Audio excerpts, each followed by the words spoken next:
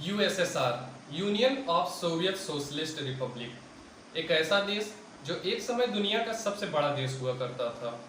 एक ऐसा देश जिसने सेकेंड वर्ल्ड वॉर के दौरान जर्मनी के तानाशाह हिटलर को हराया। एक ऐसा देश जिसने सबसे पहले स्पेस में अपने सैटेलाइट्स को भेजा। एक ऐसा देश जो परमाणु हथियारों को रखने की होड़ में सबसे आगे चल रहा था। तो ऐसा क्या ही हो गया कि 1991 में ये देश 15 अलग अलग देशों में टूट गया। आइए जानने की कोशिश करते हैं। Sonic image proved crucial in undermining their coup attempt 20 years ago. A move springing from reforms brought in by the man they put under house arrest, his triumph over the coup plotters is now brushed aside in Russia. First world war के दौरान Russia के शासक jar Nicholas द्वितीय first world war में हिस्सा ले रहे थे, लेकिन 1917 में बोल्शेविक पार्टी के लीडर लेनिन के नेतृत्व में अक्टूबर की क्रांति होती है, जिसे रशियन रिवॉल्यूशन के नाम से भी जानते हैं। इसके दौरान जार निकोलस के शासन को उखाड़ फेंका जाता है और 1917 से 1922 तक इस इलाके में कोल्ड वार स्टार्ट हो जाती है। लेकिन 1922 में बोल्शेविकों ने रशिया, यूक्रेन, बेलारूस और कॉकेशियन रिपब्लिक्स को मिला करके यूएसएसआर की स्थापना की। यूएसएसआर के सभी 15 देशों को सोवियत कहा जाता था, इसलिए इन सभी सोवियत के यूनियन को सोवियत संघ के नाम से जाना गया। सभी रिपब्लिक्स के पास इनके खुद के सोवियत्स होते थे, जो कि पार्लियामेंट की तरह ही काम किया करते थे। यूएसएसआर के पहले लीडर लेनिन बनते हैं, जो कि यूएसएसआर को एक डेमोक्रेटिक कंट्री के रूप में देखना चाहते थे। लेकिन 1924 में ही इनकी मौत हो जाती है और इनके डेथ के बाद में जोसेफ स्टॉलिन यूएसएसआर का नया लीडर बनता है, जो कि एक तानाशाह लीडर था। ये लीडर बनते ही मॉस्को में सबसे पहले supreme Soviet of the Soviet Nations की स्थापना करता है और यूएसएसआर में वन पार्टी सिस्टम लागू कर देता है। इसने एक काम यह अच्छा किया था, 1928 में इसने 5 ईयर प्लान की शुरुआत की, जो कि काफ़ी हद तक सक्सेसफुल भी रहता है। इसके बाद में काफ़ी दूसरी कंट्रीज भी 5 ईयर प्लान को अपनाती हैं, जिसमें भारत भी एक है। लीडर बनने के बाद ही ये लोगों को दबाना शुरू करता है और जो भी लोग इसका विरोध करते थे ये उन्हें गुलगों में बंद कराकर मार डालता था। गुलग बेसिकली एक प्रकार की जेल हुआ करती थी, जहां पर कैदियों से बहुत ज़्यादा काम लिया जाता था और उन्हें मारा जाता था। काफ़ी इतिहासकारों के अनुसार तो जोसेफ स्टॉलिन को हिटलर से भी बड़ा तानाशाह माना जाता है, क्योंकि इसने अपने ही देश के लाखों लोगों को मार डाला। 1953 में जोसेफ स्टॉलिन की मौत हो जाती है, लेकिन जोसेफ स्टॉलिन की मौत के बाद भी यूएसएसआर की राजनीति में कुछ खास परिवर्तन देखने को नहीं मिलता है। 1953 से 1985 तक जितने भी लीडर्स आते हैं सभी जोसेफ स्टॉलिन के रास्ते पर ही चलते हैं। सभी डिक्टेटर माइंडसेट के ही लीडर्स होते हैं। लेकिन 1985 में कहानी में एंट्री होती है मिखाइल गोर्बाचेव की, जो कि यूएसएसआर के लास्ट जनरल सेक्रेटरी यानी राष्ट्रपति थे। इनके द्वारा लाई गई कुछ पॉलिसीज ऐसी थी जो कि कालांतर में चलकर यूएसएसआर के डिसोल्यूशन का एक मेन रीजन बनती हैं। हम मिखाइल गोर्बाचेव के बारे में थोड़ी देर बाद जानेंगे। आइए अभी हम जानते हैं कि यूएसएसआर में ऐसे कौन से सर्कमस्टांसेस थे जो कि आगे चलकर यूएसएसआर के डिसोल्यूशन का रीजन बने। नंबर 1 डिक्टेटरशिप है।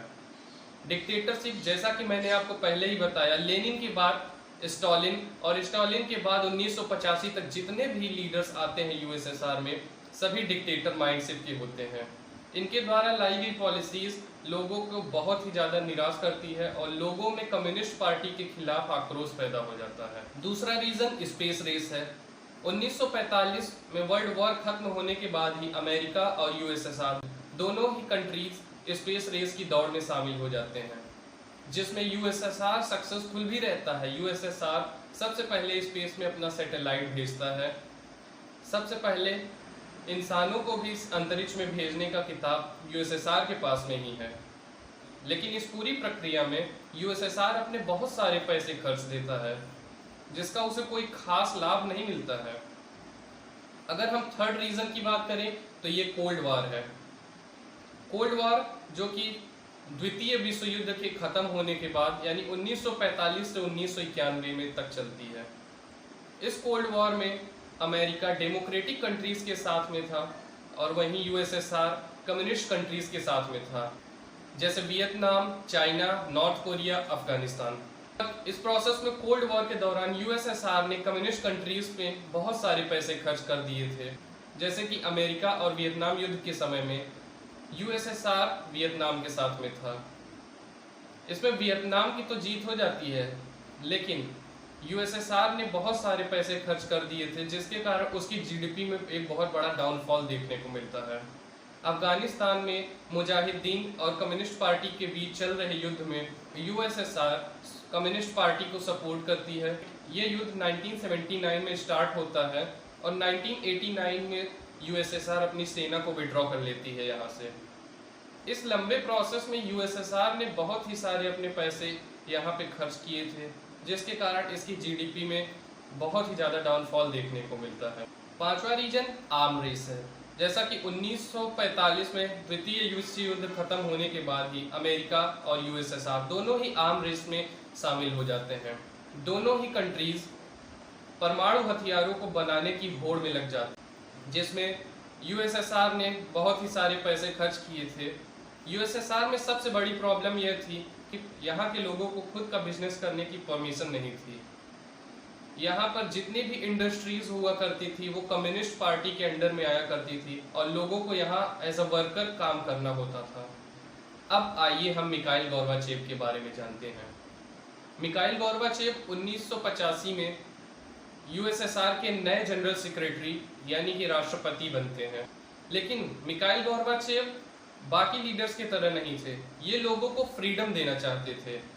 इन्होंने दो पॉलिसीज लागू की, पेरेस्ट्रोइका, ग्लासनोस्त। ये वो रशियन वर्ड है जिसमें ग्लासनोस्त पॉलिसी का मतलब था लोगों को फ्रीडम देना। इसमें इन्होंने लोगों को फ्रीडम ऑफ स्पीच दिया है और मीडिया को भी फ्रीडम मिल गया कुछ भी लिखने और कुछ भी बताने के लिए। इसके बाद मीडिया यूएसएसआर की गिर रही इकोनॉमी के बारे में छापना शुरू करती है और लोग भी अब खुल करके यहाँ की सरकारों का विरोध करना शुरू कर देते हैं। दूसरी पॉलिसी पेरेस्ट्रोइका, जिसके अंतर्गत यहाँ पे इलेक्शन सिस्टम लाया जाता है। जैसा कि पहले हुआ करता था कि यहाँ पे कम्युनिस्ट पार्टी हुआ करती थी और उसके कुछ मेंबर्स ही यहाँ पे लीडर बनाया करते थे, लेकिन अब कम्युनिस्ट पार्टी के ही दो लीडर्स यहाँ पे चुनाव के लिए खड़े हो सकते थे। इस पॉलिसी के अंतर्गत लोगों को खुद का बिजनेस करने की परमिशन दी जाती है और यूएसएसआर में फॉरेन इन्वेस्टमेंट्स को भी लाया जाता है। 1989 जिसे ईयर ऑफ रेवोल्यूशन भी कहा जाता है, क्योंकि इस साल यूरोप में काफ़ी कंट्रीज में रेवोल्यूशन देखने को मिलती है।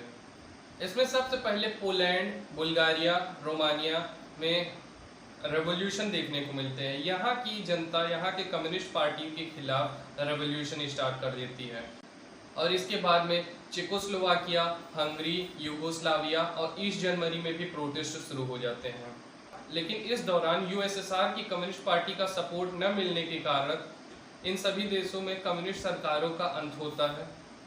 9 नवंबर 1989 को बर्लिन की वॉल को भी गिराया जाता है, जिसके बाद ईस्ट जर्मनी और वेस्ट जर्मनी को एक कर दिया जाता है और जर्मनी का एकीकरण होता है। इस दौरान जैसे फ्रांस, स्पेन, ये सब कंट्रीज काफ़ी ज़्यादा डेवलप्ड हो रही। इन सभी कंट्रीज के डेवलपमेंट को देखकर यूएसएसआर, जिसकी इकोनॉमी काफ़ी ज़्यादा गिरी हुई थी, इसके सभी अलग अलग रिपब्लिक्स ने भी इंडिपेंडेंट होने की मांग उठाई।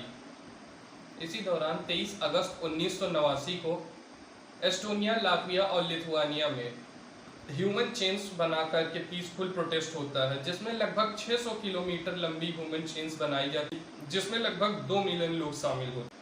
साल 1991 में यूएसएसआर में अगस्त कू देखने को मिलता है। इन सभी हो रही घटनाओं का जिम्मेदार मिखाइल गोर्बाचेव को मानते हुए इन्हीं के कम्युनिस्ट पार्टी के कुछ लीडर्स मिलकर के मिखाइल गोर्बाचेव को नज़रबंद कर देते हैं और लोगों को बताते हैं कि मिखाइल गोर्बाचेव अभी बीमार है, जिसके कारण यहाँ पे इमरजेंसी लागू की जा रही है। इसके बाद ही यूएसएसआर की सभी मॉस्को और सेंट पीटर्सबर्ग में इकट्ठा होना शुरू होती। इन कू लीडर्स के द्वारा मॉस्को में आर्मी भेजी जाती है, लेकिन यहाँ की भीड़ को देखते हुए आर्मी के कुछ अधिकारी अपने ही लोगों के खिलाफ जाने से मना कर देते हैं। इस वक्त कहानी में एंट्री होती है बोरिस येल्त्सिन की। जो कि कम्युनिस्ट पार्टी के एक बहुत बड़े नेता होते हैं, और ये कम्युनिस्ट पार्टी से रिजाइन करके लोगों के साथ आ जाते हैं। इस वक्त की एक बहुत ही फेमस पिक्चर है जिसमें बोरिस येल्सिन एक टैंक के ऊपर खड़े होकर के एक जोरदार स्पीच देते हैं और बहुत ही जल्दी ये लोगों के फेवरेट बन जाते हैं। इस तरह से अगस्त कू को फेल किया जाता है और सभी कंट्रीज अपना इंडिपेंडेंस घोषित कर देती हैं। इस समय मिखाइल गोर्बाचेव मॉस्को वापस लौटते हैं और देखते हैं कि यूएसएसआर टूट चुका है, जिसके वे पहले प्रेसिडेंट हुआ करते थे। 8 दिसंबर 1991 को बेलावेजा एकॉर्ड्स होता है, जिसमें रशिया, यूक्रेन और बेलारूस जैसी बड़ी कंट्रीज अपना अपना इंडिपेंडेंस घोषित करती हैं। 21 दिसंबर 1991 को मिखाइल गोर्बाचेव सभी इंडिपेंडेंट कंट्रीज के प्रेसिडेंट्स को बुलाते हैं और उन्हें आज़ादी देते हैं। इसके बाद 25 दिसंबर 1991 को मिखाइल गोर्बाचेव अपना रेजिग्नेशन देते हैं। इस तरह से एक समय जो दुनिया की सबसे बड़ी कंट्री हुआ करती थी 15 अलग अलग देशों में टूट जाती है। बाल्टिक कंट्रीज से 3 देश आते हैं, Estonia, Latvia, Lithuania. Belarus, Ukraine, Moldova. Caucasus country से 3 देश, Georgia, Armenia, Azerbaijan. Central Asia से 5 countries, Kazakhstan, Kyrgyzstan, Tajikistan, Turkmenistan, Uzbekistan और रशिया।